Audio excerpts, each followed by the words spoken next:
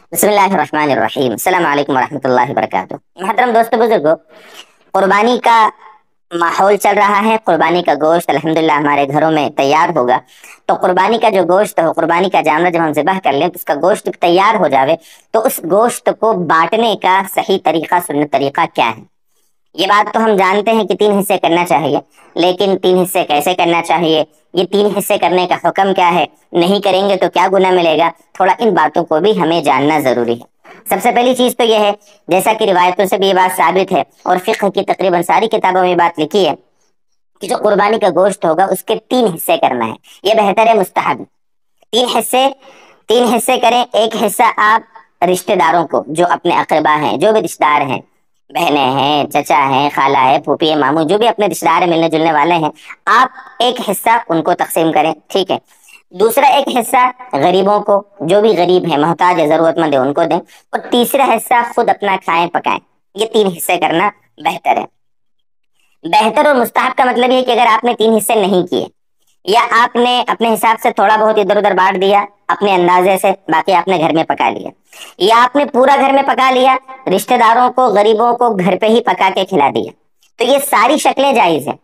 یعنی آپ 3 حصے مکمل کر کے ایک ایک حصہ بانٹیں اور ایک حصہ گھر پہ رکھیں، جو چاہے بانٹیں۔ اس 3 حصے بانٹنے میں، آپ نے تقسیم کرنے میں تھوڑا سا 19 گوشت تقسیم کیا اور باقی تھوڑا اچھا گوشت خود رکھا، یہ بھی آپ کو جائز ہے۔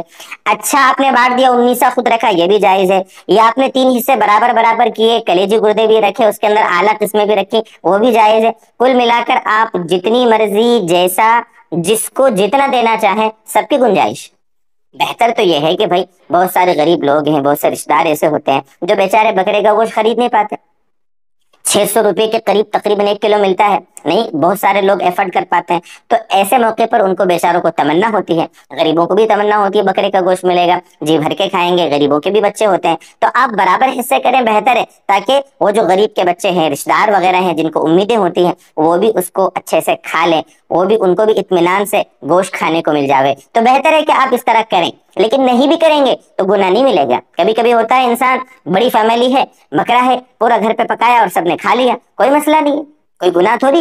قربانی تو آپ کی، جس وقت آپ نے اللہ کے لیے جانور ذبح کیا ہے، خون بہہ گیا، جانور ذبح ہو گیا، قربانی آپ کی قبول ہو گئی، اب آپ اس گوشت کو خود کھائیں، کسی کو کھلائیں، وہ آپ کی مرضی ہے۔ تو بہرحال مسئلہ سمجھ میں آ گیا آپ کے کہ قربانی کے دن ہے، کھانے پینے کے دن ہے، اللہ کے ذکر کے دن ہے، اس لیے کھائے پیئیں، کھلائے پلائیں، خوشیاں منائیں، جیسا اچھا لگے آپ کو اسٹاک کریں، رشتہ داروں کو دیں، غریبوں کو دیں، خود کھائیں، جو مرضی، جیسے بھی اس کو، آپ کو جس فلیور میں آپ کو اس کو کنورٹ کر کے کھانا ہو، آپ کھائے پیئیں، کھلائے پلائیں، خوش رہیں، دوسروں کو خوشیاں دیں، خوش خود بھی رہیں، خوشیاں بانٹیں بھی۔ اللہ ہم سب کو خوشیاں دے۔ اللہ تعالیٰ سارے ایمان والوں کی، دینی بھائیوں کی، دینی بہنوں کی، سب کی قربانیوں کو اللہ اپنی بارگاہ میں قبول فرمائے۔